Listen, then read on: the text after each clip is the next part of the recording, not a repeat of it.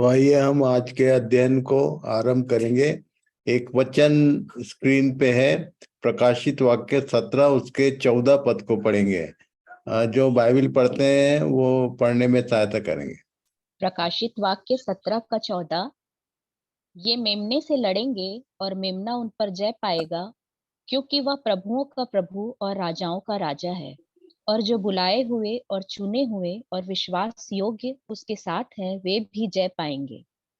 तो इन दिनों में जो कुछ चल रहा है उसका दी एंड यहाँ होने वाला है। प्रकाशित वाक्य 17-14 तक ये बढ़ता ही रहेगा, ये हम जानते हैं जितने जो बाइबल का अध्ययन करने वाले लोग हैं। और लिखा है वचन में, पौलुस ने लिख दिया कि शैतान का जब अंतिम समय आएगा तो और भी जोर शोर से वो आक्रामक होगा। और इसलिए ये बातें जो दिखती हैं हमारे लिए, ये हमारे लिए समझने का मौका है एक और। प्रकाशित वाक्य 17 और 14 जिसको जो बाइबल के स्कॉलर्स हैं वो अर्मागिदोन के युद्ध के नाम से जानते हैं, उसका एंड जो हो रहा है उसमें मेमना है और मेमने के अगेंस्ट में सारी इस पृथ्वी की जो शक्तियां हैं वो हैं। और ये मेमने से लड़ेंगे और मेमना उन पर जय पाएगा, क्योंकि वह प्रभुओं का प्रभु और राजाओं का राजा। पर आगे लिखा है जो बुलाए हुए और चुने हुए और विश्वास योग्य। ये आज ये मुख्य विषय रहेगा, इस पर हम ध्यान करेंगे, समझने का प्रयास करेंगे कि कहना क्या चाहता है। उस लास्ट वॉर में यीशु के साथ में, मेमने के साथ में स्वर्ग की सेना नहीं है, वो मिकाएल और टीम नहीं है, उसके साथ में कलीसिया है, बुलाए हुए चुने हुए और विश्वास योग्य लोग। और इसलिए इस विषय को ध्यान करना जरूरी है। कलीसिया के उठाए जाने की बात हम लोग सब ध्यान करते हैं और उसमें आनंदित होते हैं, पर उठाए जाने के बाद कुछ कुछ जिम्मेदारियां हैं हमारे लिए स्वर्ग में, स्वर्गीय लोगों के लिए स्वर्ग में कुछ काम है, उसके विषय में आज हम कुछ बातें देखने जा रहे हैं। और इसलिए इस विषय को आप ध्यान करेंगे, मनन करेंगे तो प्रभु और सहायता करेंगे। सबसे पहली बात यह है कि जो बुलाए हुए चुने हुए और विश्वास योग्य, कलीसिया में ये 3 स्टैंडर्ड है। कलीसिया शब्द का मतलब ही होता है बुलाए हुए लोग, और जो बुलाए गए उसके विषय में कुछ कुछ बातें हैं यहाँ पर, उसको हम ध्यान करेंगे। बुलाए हुए तो हैं पर उसके आगे कुछ बातें हैं, पढ़िए। बुलाए हुए चुने हुए और विश्वास योग्य, इसके कॉन्सेप्ट क्या है, इसके विषय में हम ध्यान करेंगे। क्या लिखा दूसरा पत्रस 1:10? दूसरा पत्रस 1:10। हे भाइयों, अपने बुलाए जाने और चुन लिए जाने को सिद्ध करने का भली भांति यत्न करते जाओ, क्योंकि यदि ऐसा करोगे तो कभी भी ठोकर न खाओगे। तो परमेश्वर के वचन में एक बात लिखा है, पतरस ने लिखा है इस बात को कि बुलाए जाने और चुन लिए जाने, बुलाया जाना और चुन लिया जाना ये दोनों अलग अलग बात होती है। इसको यदि साधारण ढंग से हम समझने का प्रयास करें तो एक बात समझ में आएगा कि बुलाए तो बहुत सारे जाते हैं, यीशु ने बोला भी इस बात को कि बुलाए हुए तो बहुत हैं पर चुने हुए बहुत थोड़े हैं। और इसलिए अपने बुलाए जाने और चुन लिए जाने को सिद्ध करने की बात यहाँ पतरस ने लिखी। इसके विषय में आज हम ध्यान करेंगे, बुलाया जाना क्या होता है और चुन लिया जाना क्या होता है। और उसके बाद बुलाए जाकर जो चुने गए उनका विश्वास योग्य होना ये बहुत जरूरी है।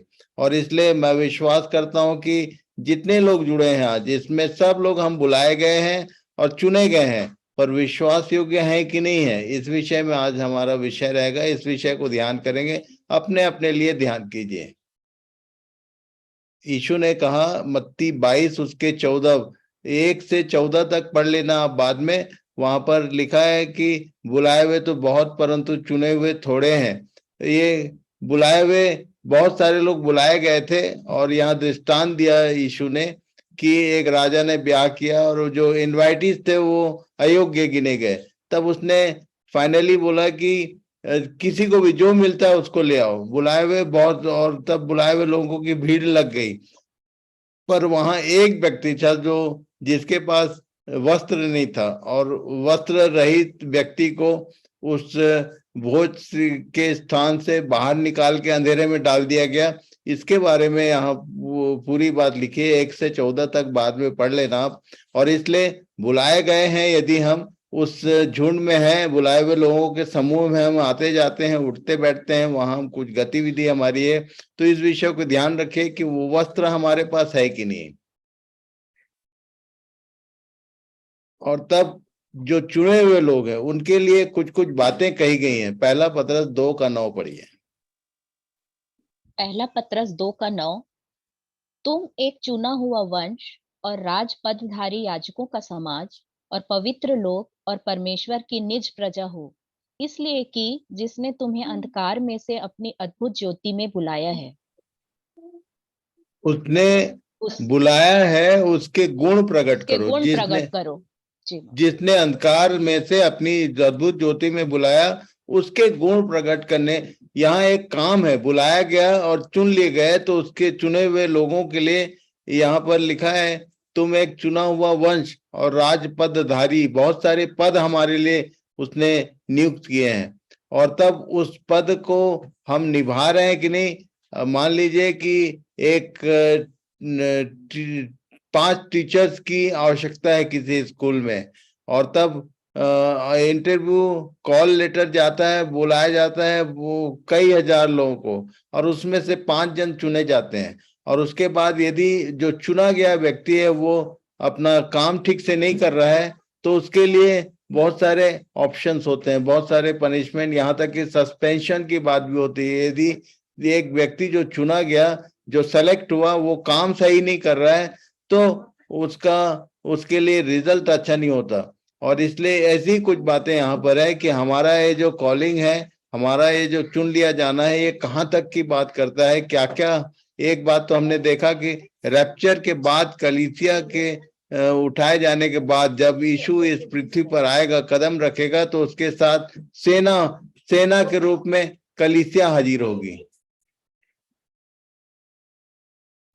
गलाती 3:28 और 29 ये बताता है कि इसमें नर नारी और ये कोई भी डिवीजन, कोई अलग कैटेगरी नहीं होती है, सब लोग बुलाए हुए लोग और अधिकृत हैं। क्या लिखा? गलातियों 3:28 और 29। अब न कोई यहूदी रहा और न यूनानी, न कोई दास न स्वतंत्र, न कोई नर न नारी, क्योंकि तुम सब मसीह यीशु में एक हो। और यदि तुम मसीह के हो तो इब्राहिम के वंश और प्रतिज्ञा के अनुसार वारिस भी हो। तो ये बोलता है, पहले तो बोला राजपदधारी याजकों का समाज, अब यहाँ वारिस बोल रहा है। और उसके बाद और क्या बोलता है? इफिसियंस 4 उसके 11 से 12 तक। इस विषय को क्यों हम लोग को इसको सबको याद रखने का है, कि क्यों याद रखना है, इसको हम आगे देखेंगे। पढ़िए। इफिसियों 4:11 और 12। उसने कितनों को भविष्यद्वक्ता नियुक्त करके और कितनों को सुसमाचार सुनाने वाले नियुक्त करके और कितनों को रखवाले और उपदेशक नियुक्त करके दे दिया, जिससे पवित्र लोग सिद्ध हो जाएं और सेवा का काम किया जाए और मसीह की देह उन्नति पाए। ये जो बुलाहट है, वो कुछ काम के लिए उसने चुनकर ठहराया है, किसी को ये, किसी को वो। अपनी अपनी बुलाहट के विषय में हमको मालूम होना चाहिए किस लिए हमारी नियुक्ति हुई है। इस विषय को ध्यान करने का, याद रखने का है। और क्या लिखा? 2 कुरिन्थी 5:20 में। दूसरा कुरिन्थियों 5:20। हम मसीह के राजदूत हैं। ये सब मानो राजपद है, अलग अलग हमारी नियुक्ति, हमारा सिलेक्शन अलग अलग काम के लिए है। सब व्यक्ति राजदूत नहीं है, सब प्रेरित नहीं है, सब सुसमाचार सुनाने वाले नहीं। सब वो अपने विषय में मालूम नहीं रहते कि आप किस लिए चुने गए, किस लिए इस बुलाहट में शामिल। और आगे मानो मान क्या लिखा? मानो हम मसीह के राजदूत हैं, मानो परमेश्वर। हम मानो परमेश्वर हमारे द्वारा समझाता है। हम हम्म मसीह की ओर से निवेदन करते हैं कि परमेश्वर के साथ मेल मिलाप कर लो। ये एक राजदूत जो है, उसको परमेश्वर की ओर से निवेदन करना है, मसीह की ओर से निवेदन करना है, कहीं दबिश नहीं बनाना। ये कुछ कुछ काम है और उसके कैसे करना है, इसके विषय में गाइडलाइन है। पहला पत्रस 2:10-11। पहला पत्रस 2:10 और 11। पहले तो कुछ भी नहीं थे, पर अब परमेश्वर की परमेश्वर की प्रजा हो, तुम पर दया नहीं हुई थी, पर अब तुम पर दया हुई है। हे प्रियो, मैं तुमसे विनती करता हूँ कि तुम अपने आप को परदेशी और यात्री जानकर उस सांसारिक अभिलाषाओं से जो आत्मा से युद्ध करती हैं बचे रहो। ये बोलता है कि जो सांसारिक अभिलाषाएं हैं वो हमारी आत्मा से युद्ध करती हैं। आत्मा में हम सोचते हैं कि हमको कुछ करना है, पर ये जो सांसारिक अभिलाषाएं हैं वो हमको रोकती हैं। और इसलिए कह रहा है कि तुम अपने आप को परदेशी और यात्री जानकर, जैसे एक राजदूत होता है वैसे ही हमको यहाँ पर इस पृथ्वी पर उसने हमारे लिए एक बात कहता है कि तुम परदेशी और यात्री हो। बार बार हम लोग सुनते रहते हैं। पहला कुरंथी 1 का 26 और 27 पढ़िए। पहला कुरिन्थियों 1 का 26 और 27। हे भाइयों, अपने बुलाए जाने को तो सोचो कि न शरीर के अनुसार बहुत ज्ञानवान और न ये बहुत बोलता है सामर्थी। कि बहुत ज्ञानवान और बहुत ये यहाँ कुछ लिखा है, स्टैंडर्ड के लोगों को नहीं बुलाया, परंतु क्या लिखा? शरीर के अनुसार बहुत ज्ञानवान और न बहुत सामर्थी और न बहुत कुलीन बुलाए गए, परंतु परमेश्वर ने जगत के मूर्खों को चुन लिया है कि ज्ञान वालों को लज्जित करे, और परमेश्वर ने जगत के निर्बलों को चुन लिया है कि बलवानों को लज्जित करे। अब ये जो चुने गए लोग हैं, इनके लिए फ्यूचर प्लान क्या है, वहां तक जाएंगे हम लोग। उसके लिए परमेश्वर की क्या इच्छा है, क्या लिखा? रोमी 10 का 15। रोमियो 10 का 15 लिखा है कि उनके पांव क्या ही सुहावने हैं जो अच्छी बातों का सुसमाचार सुनाते हैं। तो जो सुसमाचार सुनाते हैं उनके मुंह सुहावने नहीं लिखा, ये यहाँ लिखा उनके पांव क्या ही सुहावने। मतलब जो सुसमाचार लेकर इधर उधर जाने का प्रयास करते हैं, लोगों तक पहुंचने का प्रयास करते हैं। लिखा है, हम लोग जानते हैं, हम जिसको प्रभु बोलते हैं, यीशु जो है स्वर्ग छोड़कर इस पृथ्वी पर लोगों के बीच में आया। हमको भी उसने बुलाया और भेजा, चेलों को उसने बुलाया और भेजा, उनको अधिकार दिया। वैसे ही वो अधिकार सेम हमारे लिए भी है, हम वारिस हैं उसके राज्य के। ये क्यों क्यों पांव सुहाने बोला यीशु ने? 15 यूहन्ना 15 उसके 16 पद में क्या लिखा है? यूहन्ना 15 का 16। तुमने मुझे नहीं चुना, परंतु मैंने तुम्हें चुना है और तुम्हें ठहराया ताकि तुम जाकर फल लाओ और जाना तुम्हारा फल। पड़ेगा, फल लाने के लिए जाना पड़ेगा। तुम जाकर फल लाओ। अभी ये ऑनलाइन के चक्कर में हमारा जाना बंद हो गया है। प्रभु सहायता करे कि हम लोग इस बात को समझें कि हाँ, आप अपने आसपास कहाँ तक लोगों के पास जा रहे हो, पहुंच रहे हो, निकल रहे हो। ये तुम जाकर, यीशु ने बोला था कि तुम जाओगे तो फल मिलेगा, जाकर फल लाओ। और आगे, और तुम्हारा फल बना रहे कि तुम मेरे नाम से जो कुछ पिता से मांगो वह तुम्हें दे। इस इस ग्रुप में, इस अध्ययन के प्लेटफॉर्म में मैं देखता हूं कि कम से कम 20 के आसपास लोग रहते हैं, उससे ज्यादा ही रहते हैं। लिखा है, हम लोग जानते हैं, वचन में लिखा है ये बात कि वो लोग 12 चेले थे केवल, पर उन दिनों के जगत को उलट पलट डाले थे। उनका मूवमेंट ऐसा था। हम उनसे ज्यादा है गिनती में, पर हम क्या कर रहे हैं? प्रभु सहायता करे कि आज के दिन आप अपनी बुलाहट को समझो कि उसने हमको बुलाया है, ठहराया है कि हम जाकर फल लाएं। दूसरा पत्रस 1 का 11 क्या लिखा है? दूसरा पत्रस 1 का 11। वरन इस रीति से तुम हमारे प्रभु और उद्धारकर्ता यीशु मसीह के अनंत राज्य में बड़े आदर के साथ प्रवेश करने पाओगे। आदर के साथ प्रवेश पाना है तो मेहनत करना पड़ेगा, यत्न करना पड़ेगा। और जो जिम्मेदारी है हमारा, उस जिम्मेदारी को पूरा करना पड़ेगा। प्रभु सहायता करे कि हम सब इस बात को समझे कि हर एक जन, ना स्त्री न पुरुष, न नया न पुराना, सब हर एक व्यक्ति जिम्मेदार है। आप ध्यान करिए कि प्रभु ने हमको बुलाया किस लिए है, क्यों हमको चुना उसने, क्यों ठहराया, क्यों बार बार ये परमेश्वर का वचन हमारे पास आता है कि हम सीखें और हमारा डेप्थ बढ़े। ये फ्यूचर प्लान एक बताता हूं मैं, पढ़िए इफिसियों 3 उसका 8 से 10 तक। इफिसियों 3:8 से 10 तक, मुझ पर जो सब पवित्र लोगों में से छोटे से भी छोटा हूँ, यह अनुग्रह हुआ कि मैं अन्य जातियों को मसीह के अगम्य धन का सुसमाचार जो सुनाऊं। छोटे से भी छोटा है उस पर अनुग्रह हुआ। यदि आप समझते हैं कि आप सबसे जूनियर है, सबसे छोटे हैं, आपका ज्ञान बहुत थोड़ा है, पर वो परमेश्वर का अनुग्रह यदि है तो लिखा है, क्या लिखा? और सब पर यह बात प्रकाशित करूं कि उस भेद का प्रबंध क्या है जो सबके सृजनहार परमेश्वर में ये आदि जो से गुप्त। सबसे छोटा था, सबसे जूनियर था, चेलों 12 के बाद, और तब इसके द्वारा ये भेद प्रकट किया गया।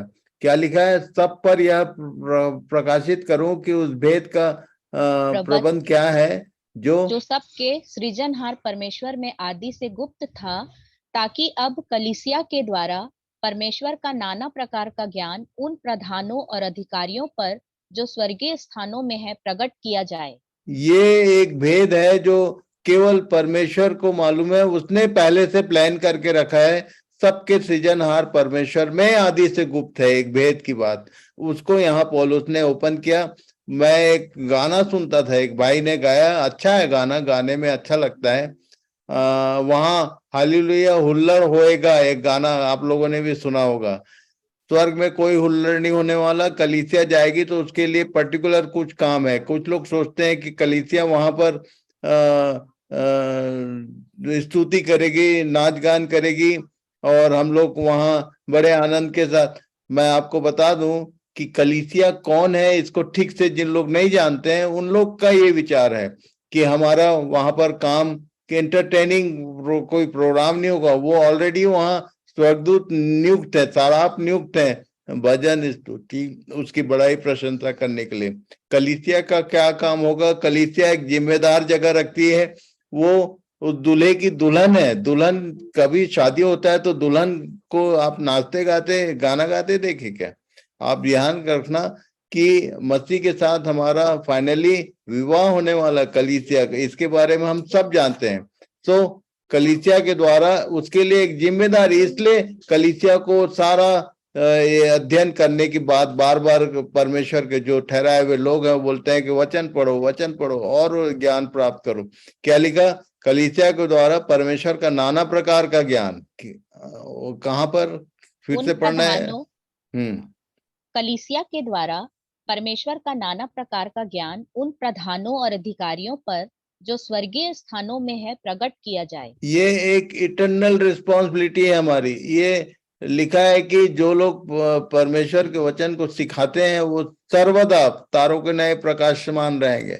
तो सर्वदा के लिए एक काम है हमारा, सिखाने वालों का, कि उसने हमको ये अवसर दिया, हमको बुलाया, चुना और ठहराया कि हम बहुतों को सिखाएं, खुद भी सीखे और दूसरों को भी सिखाएं। क्या लिखा? पहला कुरिन्थी 1:4 और 5। पहला कुरिन्थियों 1:4 और 5। मैं तुम्हारे विषय में अपने परमेश्वर का धन्यवाद सदा करता हूँ, इसलिए कि परमेश्वर का यह अनुग्रह तुम पर मसीह यीशु में हुआ कि उसमें होकर तुम हर बात में अर्थात सारे वचन और सारे ज्ञान में धनी किए गए। परमेश्वर का धन्यवाद करना चाहिए हमको, उसकी जय जयकार करनी चाहिए कि हर एक जन उसके वचन में, उसके वचन के सारे ज्ञान में धनी किए जाते हैं। इस तरह के अध्ययन में हम सब वचनों को सीखने और जानने का हमको मौका मिलता है। पढ़िए पहला कुरिन्थी 4 उसका 1 और 2। पहला कुरिन्थियों 4:1 और 2। मनुष्य हमें मनुष्य हमें मसीह के सेवक और परमेश्वर के भेदों के भंडारी समझे। फिर यहाँ भंडारी में यह बात देखी जाती है कि विश्वास योग्य निकले। तो ये लिखता है कि मसीह के सेवक केवल नहीं, परमेश्वर के भेदों के भंडारी। और वो हमको इसलिए परमेश्वर के वचन की गहरी बातें सिखाते रहता है कि हम उसके भंडारियों में शामिल किए जाएं। और इसका कारण क्या है? कि वो आगे भी हमारे लिए काम रखा हुआ है। क्या लिखा? दूसरा कुरिन्थियों 4:7। हमारे पास यह धन मिट्टी के बर्तनों में रखा है कि यह असीम सामर्थ हमारी ओर से नहीं वरन परमेश्वर ही की ओर से ठहरे। ये धन जो है, स्वर्गीय धन जो है, वो सोने चांदी के बर्तनों में नहीं रखता, वो मिट्टी के बर्तनों। उसके पहले ही हमने पढ़ा कि हमको उसने चुना है, बुलाहट दी, अपनी बुलाहट। सोचो अपने बुलाए जाने के विषय में कि उसने बहुत कुलीन लोगों को, बहुत बड़े लोगों को नहीं बुलाया, जो जिनका जो तुच्छ है, जो निर्बल है, उनको बुलाया। मिट्टी के बर्तनों में परमेश्वर का वचन, ये रूपी धन हमारे अंदर रखता है वो। दूसरा पतरस 1:12, इसलिए यद्यपि तुम ये बातें जानते हो और जो यद्यपि तुम ये सब बातें जानते हो, सब लोग जानते हैं इस बात को। आगे, और जो सत्य वचन तुम्हें मिला है उसमें बने रहते हो, तो भी मैं तुम्हें इन बातों की सुधि दिलाने को सर्वदा तैयार रहूंगा। इस बात को याद रखिए कि हर दिन प्रभु अपने लोगों में से होकर इन बातों की सुधि दिलाता है। आप पढ़ते हैं, आपको सब मालूम है, सब हमने सुना है। हम चुने गए, बुलाए गए और ठहराए गए, ये सब हमारे लिए नया नहीं है। पर ये इन बातों की सुधि दिलाई जा रही है, आपको याद दिलाया जा रहा है कि आप ईमानदारी से जिम्मेदार रहो, अपनी जिम्मेदारी में विश्वास योग्य दिखे, गिने जाओ। तो प्रभु सहायता करे कि हम इस बात को जाने कि उसके साथ वही लोग होंगे वहां पर जो बुलाए जाकर चुने गए, और चुने जाकर जो विश्वास योग्य हैं, अपने काम में सही में विश्वास योग्य। हम कई बार अपने परमेश्वर के लिए बोलते हैं वो हमारी ओर विश्वास योग्य और धर्मी है, हम उसकी ओर विश्वास योग्य और धर्मी है कि नहीं, इस विषय को आज जांचना है। तो प्रभु सबको इन वचनों के द्वारा मार्गदर्शन करे, सहायता करे। तो हम लोग प्रार्थना करेंगे अंतिम। और हेम भाई यदि हैं तो प्रार्थना करें। भाई हेम कुमार।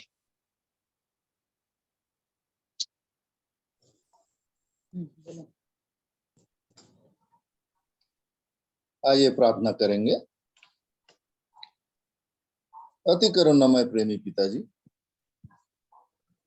उद्धार करता पवित्र प्रभु यीशु मसीह में इस रात्रि के समय आपके अनुग्रह के सिंहासन के तले आते हैं। हर एक आशीषों के लिए धन्यवाद करते हैं प्यार प्रभु जी, क्योंकि आपने आज का दिन हमें दिया, हमारी नथनों में श्वास दिया, हमारी सुधि ली, संभाला। और प्यार प्रभु जी, हम सबों को ऐसा मन दिया कि इस ठहराए हुए समय में हम एक साथ एकत्र होकर आपकी वाणी को अपने जीवन के लिए सुन सकते हैं। आपके नाम का धन्यवाद करते हैं। अद्भुत प्रेमी पिता परमेश्वर है।